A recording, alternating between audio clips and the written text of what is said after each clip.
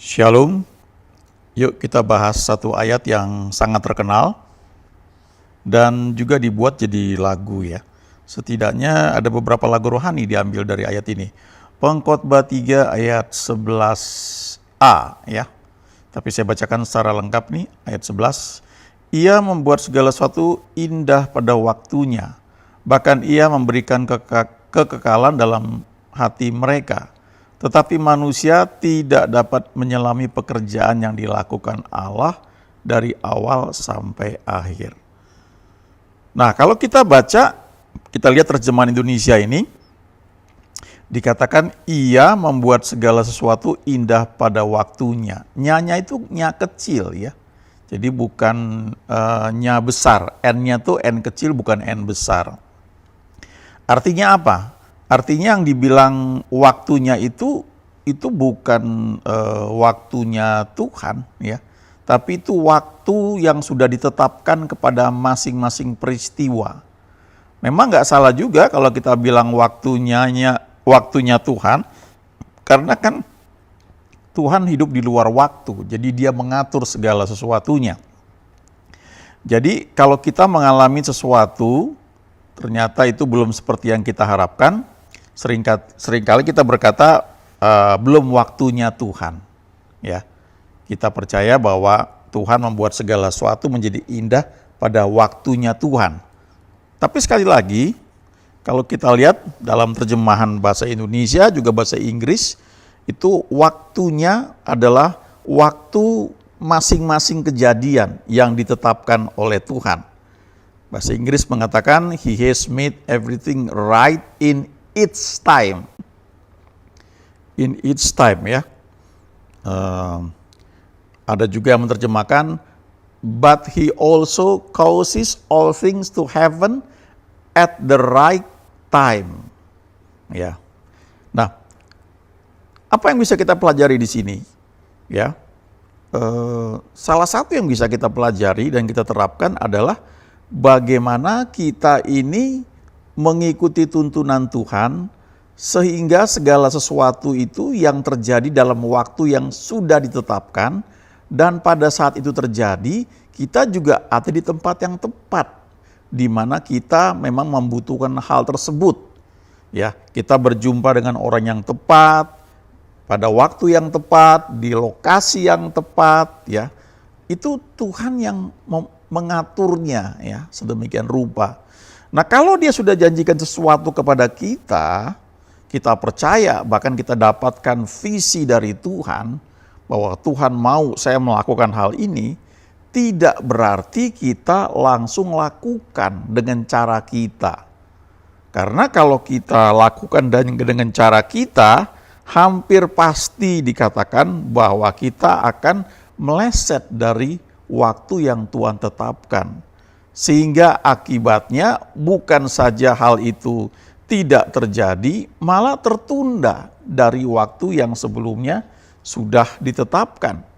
Ya, itu kejadian berulang dari zaman perjanjian lama. Contoh paling jelas misalnya Abraham. Abraham itu dipanggil keluar dari Ur Kasdim. Kita bisa baca itu di Kisah Rasul pasal 7. Kemudian dia keluar dari Ur Kasdim, waktu itu yang mimpin bapaknya, ya Terah. Karena kalau kita baca di Kejadian dikatakan bahwa Terah membawa anak-anaknya keluar dari Ur Kasdim itu, ya dari Mesopotamia, pergi, dia bawa Lot, ya dia bawa Abraham dengan istrinya, ya. Kalau kita baca di Kejadian 11 ya, ayat 28, ketika Terah ayahnya masih hidup, matilah Haran di negeri kelahirannya di Ur Kasdim. Abram dan Nahor kedua-duanya kawin. Nama istri Abram ialah Sarai, dan nama istri Nahor ialah Milka, anak Haran, ayah Milka dan Yiska. Sarai itu mandul, tidak mempunyai anak. Ayat 31, lalu Terah membawa Abram anaknya, serta cucunya Lot, yaitu anak Haran, dan Sarai menantunya. Istri Abram anaknya, Ia berangkat bersama-sama dengan mereka dari Ur Kasdim untuk pergi ke tanah Kanaan, lalu sampailah mereka ke Haran dan menetap di sana. Umur Tera ada 205 tahun, lalu ia mati di Haran. Nanti kita baca di pasal 12, Tuhan berfirman lagi kepada Abram, ya, suruh keluar dari tempat dia tinggal. Lalu dia sempat nyangkut di Mesir. Lalu yang paling jelas ya terlihat itu adalah ketika Tuhan sudah berkali-kali menjanjikan bahwa kamu akan kujadikan bangsa yang besar, tapi setelah sekian lama nampaknya hal itu mustahil sebab istrinya belum juga hamil. Lalu satu ketika Tuhan menampakkan diri dan Tuhan bilang dengan jelas bahwa kamu akan punya anak kandung, ya. Tapi karena Sarai belum hamil juga, lalu istrinya bilang, ya, istri yang menawarkan untuk Abram itu kawin dengan Hagar, ya, istrinya yang pilih. Dan ketika akhirnya memang Hagar itu hamil, melahirkan anak yang disebut Ismail.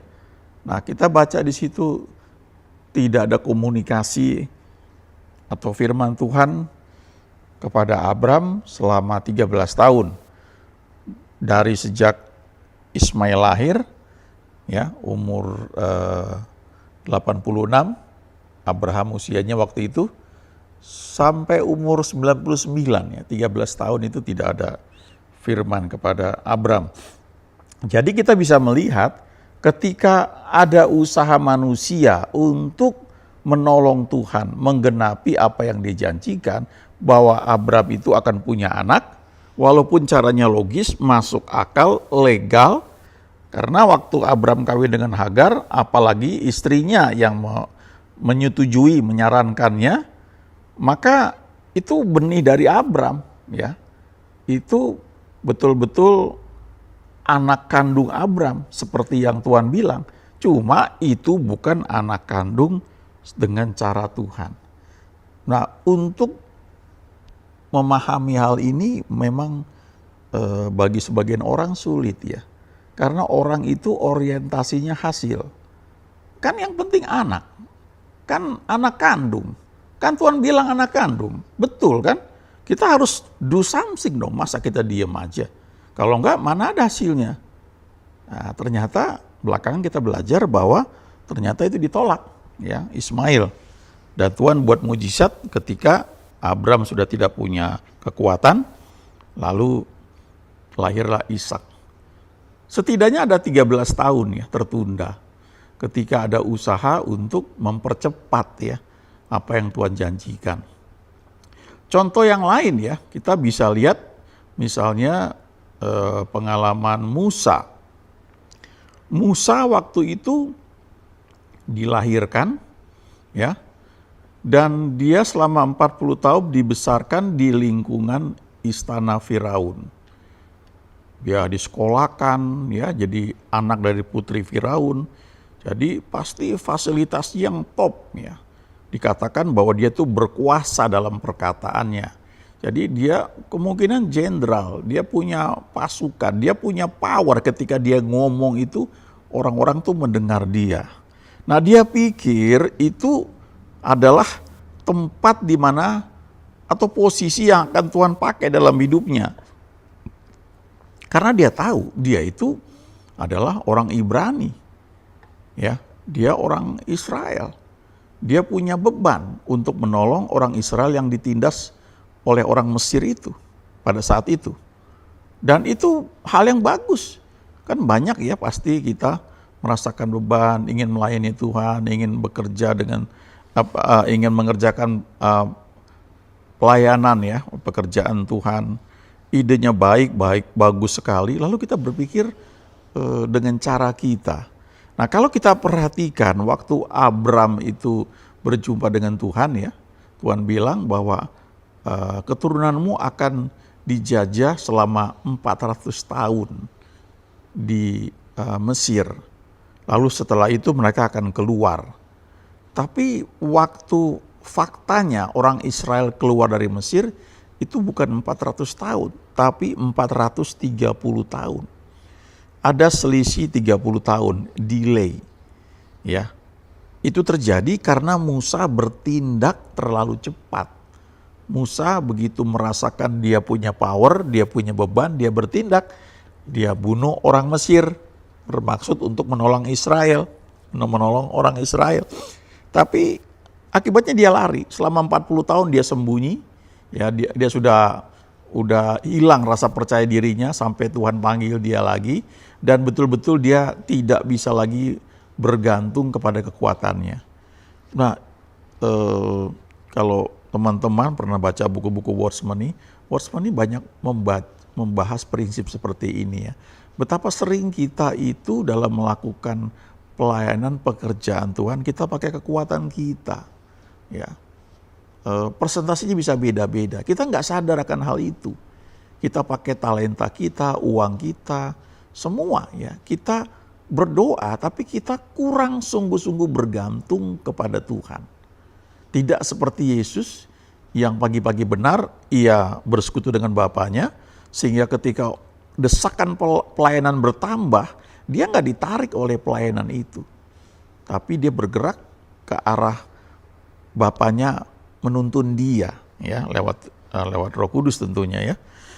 Nah, kalau kita perhatikan, Musa itu ketika keluar dari Mesir memimpin orang Israel, umurnya 80 tahun.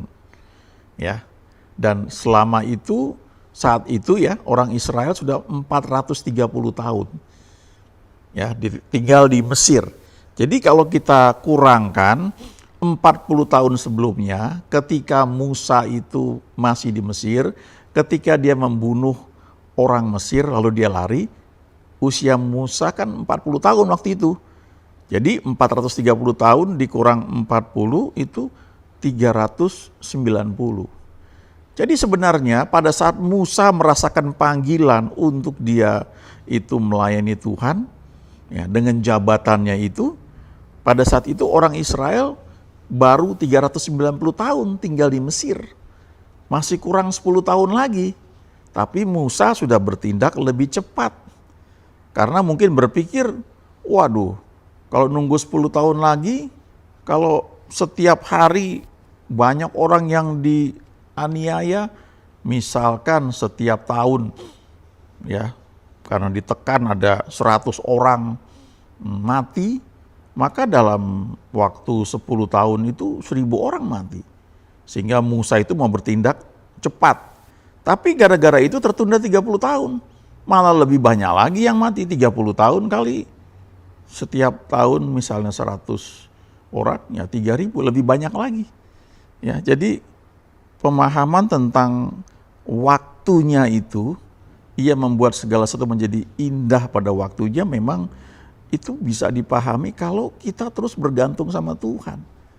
Ya, kekristenan itu memang soal hubungan ya, bergantung kepada Tuhan. Kita melakukan sesuatu karena kita bersekutu dengan Dia, kita tahu ini waktunya, ini saatnya, dan ini yang harus dilakukan. Nah, jadi tindakan kita itu dilakukan berdasarkan iman. Paulus bilang segala sesuatu yang dilakukan tanpa iman adalah dosa. Ya. Nah, beberapa kejadian di Alkitab juga menunjukkan hal yang sama ya. Ketika orang bertindak lebih awal dari waktu yang Tuhan tetapkan, maka yang terjadi bukannya lebih cepat. Karena kita berpikir kan lebih cepat lebih baik. Tapi ternyata ketika kita berusaha bertindak lebih cepat malah delay ya. Bisa tertunda lebih lama. Ada contoh yang lain lagi tentang Saul dan Daud. Kalau kita pelajari kehidupan Saul, kehidupan Daud, mereka masing-masing sama-sama memimpin orang Israel selama 40 tahun. Ya. Tapi kalau kita baca firman Tuhan, kelihatannya Saul itu mengikuti Tuhan kurang lebih selama 2 tahun pertama saja dalam pemerintahannya yang selama 40 tahun. Walaupun dia memerintah selama 40 tahun sama seperti Daud, tapi akhir hidupnya tragis. Dia mati dalam peperangan. Kalau Daud 40 tahun juga sama ya, dia memerintah di Israel tapi dia mati dalam kemuliaan. Dia wariskan jabatannya kepada anaknya Salomo, dia siapkan semuanya, bahkan apa yang diperlukan untuk membangun bait Allah itu sudah dia siapkan. Nah, waktu Saul itu tidak taat dalam melakukan perintah Tuhan, waktu itu dia menunggu 7 hari, ya. Ketika mau perang, dia tunggu Nabi Samuel untuk datang untuk mempersembahkan korban. Tapi karena selama 7 hari itu Samuel belum datang juga, pada saat itu belum ada komunikasi seperti sekarang, telepon, WhatsApp. Jadi nggak jelas ini Samuel jadi datang apa enggak. Ya, mungkin pesawatnya delay, ya, yang jelas dia terlambat. Akhirnya karena Saul melihat ini mesti segera perang dan dia belum mempersembahkan korban. Lalu rakyat mulai berserak-serak meninggalkan dia. Nah, ini ya, hubungan Saul dengan Tuhan itu tidak cukup kuat. Sehingga ketika dia melihat rakyat mulai berserak-serak, dia mulai goyah. Ini pelajaran penting ya, kalau kita menjadi leader, kita itu tidak ngikuti suara orang banyak. Kalau betul kita, the true leader, itu dapat visinya apa dan berjalan ke sana. Walaupun sendirian, nanti Tuhan akan kirimkan orang-orang yang tepat. Tapi kalau kita hanya berusaha mengumpulkan orang, kita mencari banyak massa, kita akan terombang-ambing. Ya. Pada titik tertentu akan terjadi konflik yang sukar untuk diatasi. Ya. Solid itu sulit ya untuk diperoleh.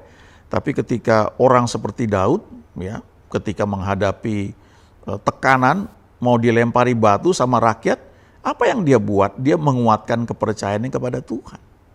Itu yang penting sekali. Saul, dia nggak sabar, akhirnya dia mengambil tindakan mempersembahkan korban. Begitu selesai, baru Samuel datang. Dan Samuel bilang, perbuatanmu bodoh sekali, kamu buat seperti itu ya. Kamu ditolak oleh Tuhan gitu ya. Kemudian dia buat kesalahan lagi selanjutnya. Kenapa? Karena dia nggak bergantung dengan Tuhan. Dia lebih bergantung apa kata orang-orang yang dia pimpin. Dia takut kehilangan posisi dia. Ada insecurity ya, rasa insecure, rasa tidak aman. John Maxwell bagikan ya, sebagai leader salah satu hal yang perlu kita punya adalah rasa aman, secure. Ya. Kalau kita tidak punya rasa aman, kita akan merasa disaingi sama orang lain, kita akan takut ya, dan kita akan mengambil tindakan-tindakan yang harusnya nggak perlu diambil dan bahkan nggak boleh diambil.